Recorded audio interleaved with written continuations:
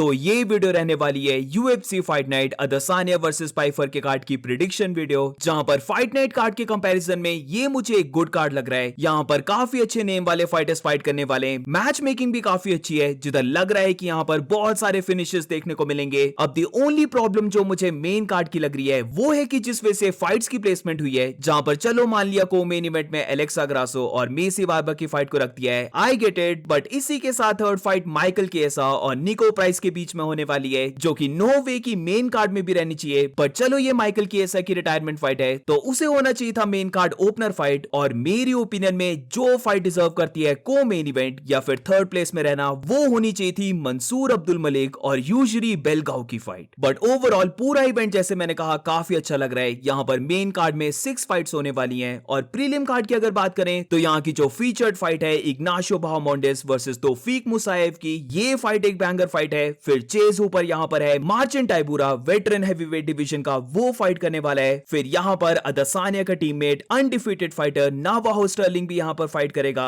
And also इसी के साथ एक और बैंगर फाइट है इस कार्ड की, जो कि बैंटवेट फाइटर्स रिकी सिमोन और एड्रियन यानिस के बीच में होने वाली है। तो मजा आएगा इस पूरे कार्ड को देखने में। अब टाइमिंग की मैं जल्दी से बात कर लेता हूं। जो प्रीलिम कार्ड है वो काफी सुबह संडे को स्टार्ट होने वाला है, यानी कि सुबह के 2:30 बजे 2:30 AM ऑनवर्ड्स ये प्रीलिम कार्ड स्टार्ट होगा। और फिर मेन कार्ड की अगर बात करें तो ये संडे सुबह 5:30 AM ऑनवर्ड्स, यानी कि सुबह के 5:30 बजे स्टार्ट होने वाला है। अब बिना कोई टाइम वेस्ट किए प्रेडिक्शंस पे चलते हैं, जहां पर मेन कार्ड की opener fight lightweight division की है, और यहां पर फाइट होने वाली है Tennis McKinney versus Kyle Nelson के बीच में। ये फाइट बस 2 वे से जा सकती है मुझे लग रहा है, जिसमें सबसे पहला तो ये टेनिस मैकेनी पहले राउंड में नेल्सन को नॉकआउट करने वाला है, या फिर second round onwards Kyle Nelson पूरा कंट्रोल पा लेगा, वो अपनी टेक्निकल फाइट गेम को दिखाते हुए राउंड 2 और राउंड 3 को विन करने वाला है। मुझे तो बस यही 2 वेज लग रहे हैं जिससे कि फाइट का रिजल्ट आएगा, और मैं यहां पर जाने वाला हूं Tennis McKinney to win by round 1 knockout. पहले राउंड में टेनिस मैकेनी जितना एक्सप्लोसिव फाइटर हार्डली कोई होगा पूरे यूएफसी में। जहां पर मैकेनी पूरा वाइल्ड चले जाता है, वो इतने ज्यादा स्पीड अपने पंचेस और किक्स को थ्रो कर रहा होता है, कभी कभार वो ओपोनेंट को ग्राउंड में लेके चले जाएगा या फिर उन्हें फीट में ही नॉकआउट कर देगा। बट इसी के साथ वीक चिन होने की वजह से अगर कोई काउंटर पंच पड़ गया तो खुद भी नॉकआउट हो जाएगा, या फिर राउंड 1 के बाद इतना ज्यादा टायर्ड हो जाएगा कि सेकंड या फिर थर्ड राउंड में उसका ओपोनेंट उसे फिनिश कर देगा। तो टेनिस मैकेनी की फाइट में और उसे पिक करने का हमेशा ही गैम्बल रहता है, बट मैं इस गैम्बल को ले रहा हूं क्योंकि काइल नेल्सन बेशक एक वेटरन है, उसको काफी अच्छी टेक्निकल गेम आती है, उसके पास गुड लेग किक्स हैं, स्टैंड अप उसकी काफी अच्छी है, बट इसी के साथ वो हेवी प्रेशर में क्रश हो जाता है, और टेनिस मैकेनी पहले राउंड में वही लेके आने वाला है। तो यहां पर मैं जा रहा हूं round 1 knockout by Tennis McKinney, but obviously ये थोड़ी सी ट्रिकी पिक है। और अब मूविंग ऑन तो मिडिल वेट डिवीजन में चलते हैं, जहां पर मंसूर अब्दुल मलिक की फाइट होने वाली है यूजरी बेलगावरी के साथ। मेन इवेंट में अदसानिया और पाइफर की फाइट को हटाकर ये एक ऐसी फाइट है जिसको देखने के लिए मैं बहुत ज्यादा एक्साइटेड हूं। यहां पर undefeated fighter Mansur Abdul Malik fight कर रहा है, जो कि 9-0 है और सारे उसने फिनिशेस किए हैं। वेरस दूसरी साइड यूजरी बेलगावरी है, जो कि ऑब्वियसली एलेक्स परेरा का one of the main training partners में से एक है। तो फाइट देखने में बहुत मजा आने वाला है। आई थिंक सो ये स्टैंड अप वॉर जाएगा, और काफी ज्यादा पॉसिबिलिटी है कि इस फाइट में फिनिश है। मेरे लिए टू बी ऑनेस्ट ये फाइट पिक करना बहुत ज्यादा मुश्किल है, जहां पर दोनों फाइटर्स हमेशा नॉकआउट के लिए चेस करते हैं, और कभी कभार अपने पंचेस को फिर स्विंग करने भी लग पड़ते हैं। वॉर भी हमने दोनों की फाइट्स में देखा है, बट यहां पर अगर मैं प्रेडिक्शन दूं तो मैं जाने वाला हूं यूजरी बेलगावरी to win by second round knockout. दोनों के बीच में हाइट का बहुत ज्यादा डिफरेंस रहने वाला है, बट जब रीच की बात करते हैं तो दोनों की ऑलमोस्ट सिमिलर रीच है, और शायद से स्टार्ट को देखें तो स्लाइटली मंसूर की ज्यादा है रीच। और इसी के साथ अगर मैं स्पीड की भी बात करूं तो मंसूर की स्पीड ज्यादा है बेलगावरी से, बट फिर इसके साथ जब मैंने लास्ट की फाइट्स को देखा दोनों की, तो मंसूर अब्दुल मलिक की कुछ ऐसी फाइट्स हैं जहां पर वो बहुत ही ज्यादा वाइल्ड चले जा रहा है, उसके हैंड्स डाउन है और वो पंचेस को स्विंग कर रहा है, जहां पर बेशक वो अपने ओपोनेंट को नॉकआउट करते रहे, बट इसी के साथ वो खुद पंचेस को ले रहा है। और ये चीज मुझे पता नहीं क्यों ठीक नहीं लगी, स्पेशली जब मंसूर की लास्ट फाइट के बारे में बात करते हैं, जहां पर उसने कोडी ब्रंडेज जैसे फाइटर के साथ वॉर किया था। आई थिंक सो यहां पर यूजरी बेलगावरी कैच करने वाले हैं मंसूर को, जहां पर फाइट को मैं ऐसे विजन कर रहा हूं कि दोनों फाइटर स्क्रैप करने लग पड़े,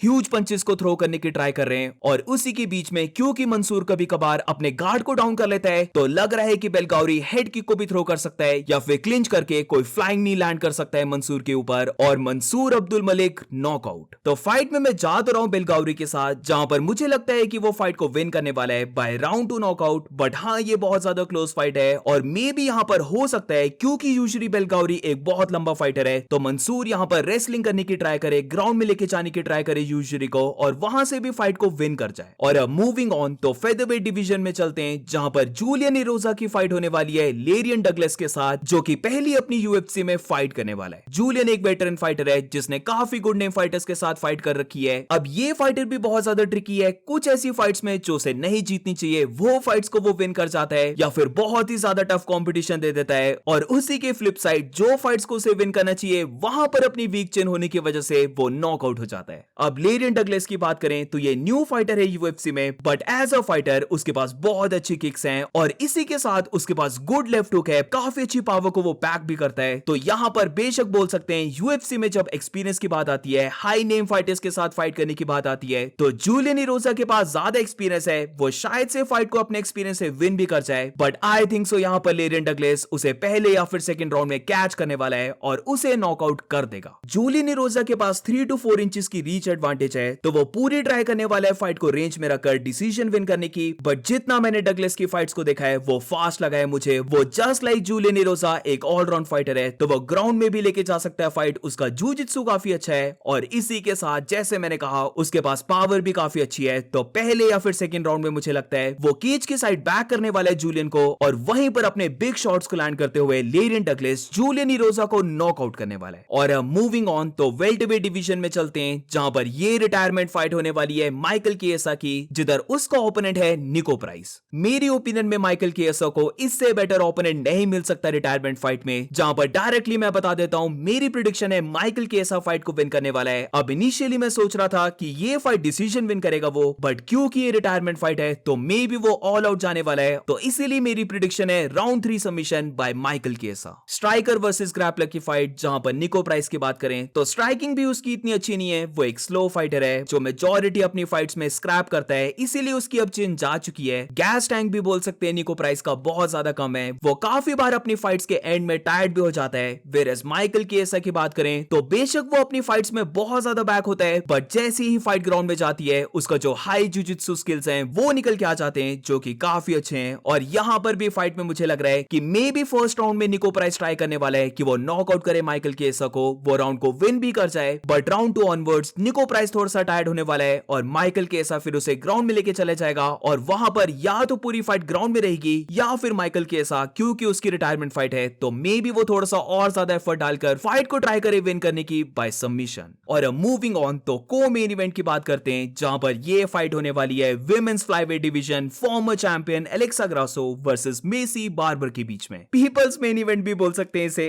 जहां पर एलेक्सा ग्रासो फाइट कर रही है, she is back, but I think so Maycee Barber उसके लिए एक काफी टफ फाइट रहने वाली है। अब ये दोनों के बीच में रीमैच फाइट है, जहां पर शायद से कोई 5 साल पहले दोनों ने फाइट की थी, जहां पर दोनों काफी यंग थे। मेसी बार्बर तो शायद से 21 या फिर 22 इयर्स की थी, और रिसेंटली मैंने फाइट को देखा है और मुझे लगा कि वो वाली फाइट भी बहुत ज्यादा क्लोज गई है। तो ये वाला रीमैच भी बोल सकते हैं काफी ज्यादा क्लोज हो सकता है, जहां पर एक्सपीरियंस तो डेफिनेटली एलेक्सा ग्रासो के पास है, उसने ऑब्वियसली वैलेंटिना के साथ 3 फाइट्स कर रखी हैं, तो एक्सपीरियंस तो उसके पास बहुत ज्यादा है। बट मेसी बार्बर की बात करें तो लास्ट फाइट वो शायद से एलेक्सा ग्रासो से ही आ रही थी 5 साल पहले, और उसके बाद से वो अनडिफीटेड चल रही है। और पहले तुम बोल सकते थे वो ज्यादा ब्रॉल करने के लिए जाती थी, बट अब थोड़ा सा वो ज्यादा काम रहने लग पड़ी है, अपने गेम प्लान को फॉलो करने लग पड़ी है, और देयरफॉर मुझे लग भी रहा है कि फाइट को विन करने वाली है मेसी बार्बर, जहां पर मेरी प्रेडिक्शन है इस रीमैच को विन करेगी Maycee Barber by unanimous decision. Recent fights में हमने एलेक्सा ग्रासो की 2 बहुत बड़ी वीकनेस को देखा है, एक तो उसकी ग्राउंड गेम है, और दूसरा तुम बोल सकते हो अगर उसके ओपोनेंट के पास स्पीड के एडवांटेज है तो एलेक्सा ग्रासो अपने पंचेस से कैच करने में बहुत ज्यादा लैग करती है। और अगर हम मेसी बार्बर को देखते हैं तो ये दोनों चीजें उसके पास पड़ी हैं। अब पहली फाइट में तो एलेक्सा ग्रासो ने मेसी बार्बर के सारे टेकडाउन्स को डिफेंड कर लिया था, बट अब मेसी के पास भी एक्सपीरियंस आ चुका है, तो यहां पर मुझे लग रहा है कि वो पहले ही राउंड से देखने वाली है एलेक्सा ग्रासो के साथ क्लिंच वर्क करके उसे ग्राउंड में लेके जाना, या फिर अपनी स्पीड के एडवांटेज लेते हुए ब्लिट्स को दिखाना, जिधर वो 1-2 पंच कॉम्बो से एंटर कर रही है और मे बी उसके बाद ग्राउंड में लेके जाने की ट्राई कर रही है फाइट को। अब आई डू वांट कि एलेक्सा ग्रासो फाइट को विन करे, आई मीन कौन नहीं चाहता,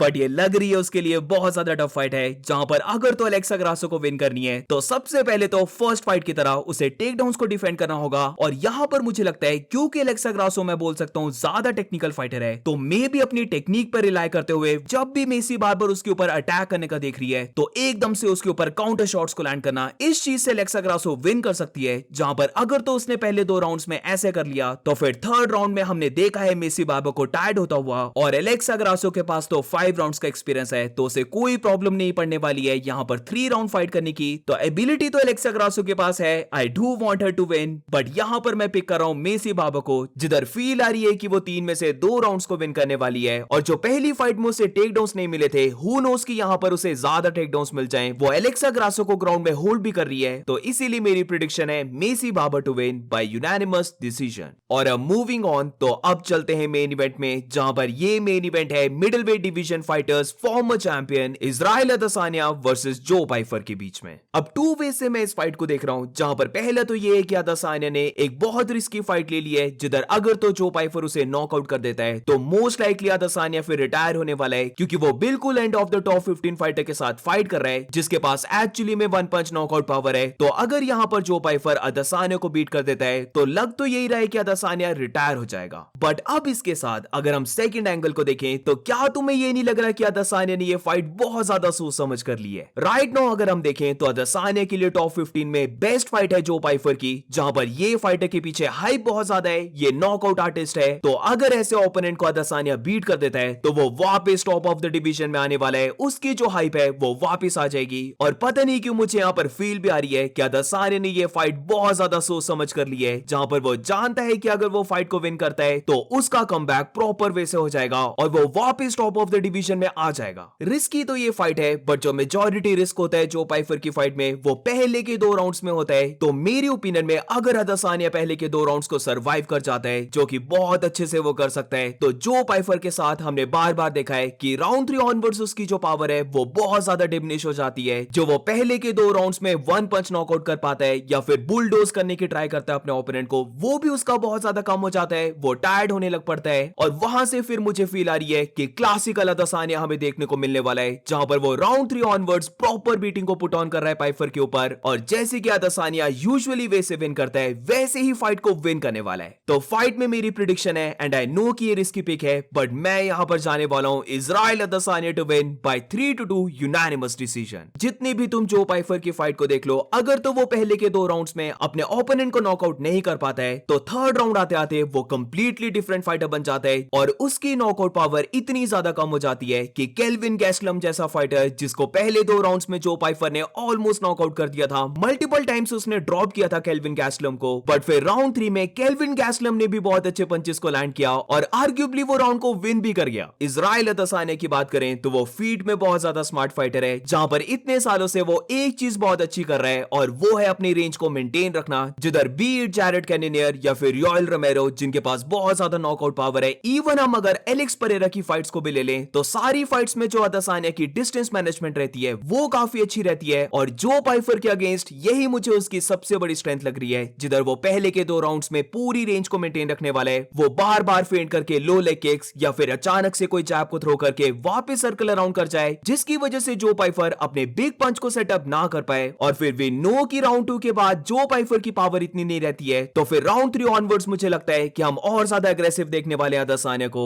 और थर्ड, फोर्थ, फिफ्थ राउंड मुझे लग रहा है कि अदसानिया का रहेगा और वो फाइट को विन करने वाला है। सुपर एक्साइटेड हूं मैं इस फाइट के लिए, क्योंकि ये फाइट अदसानिया के लिए डू और डाई फाइट है, और जिस वे से उसकी मेंटालिटी लग रही है, लग रहा है कि अदसानिया फुली फोकस्ड है, वो डेस्परेटली चाहता है इस विन को लेना। और मेरे ओपिनियन में टॉप 15 में अभी जो पाइफर उसे एक ऐसा ओपोनेंट मिला है जो बेशक अभी थोड़ा सा लो रैंक फाइटर है, बट ऐसे ओपोनेंट को बीट करके अदसानिया की हाइप पूरी वापस आ सकती है। तो मैं तो अदसानिया के साथ जा रहा हूं, बट ऑब्वियसली इसका ऑपोजिट हो सकता है, जहां पर पहले 2 राउंड्स में जो पाइफर स्लाइम आउट कर रहा है अदसानिया को। एंड दैट्स इट गाइस, ये थी पूरी prediction video. Do let me know in the comments तुम्हारी क्या पिक्स है पूरे कार्ड को लेकर, और मिलते हैं नेक्स्ट वीडियो में।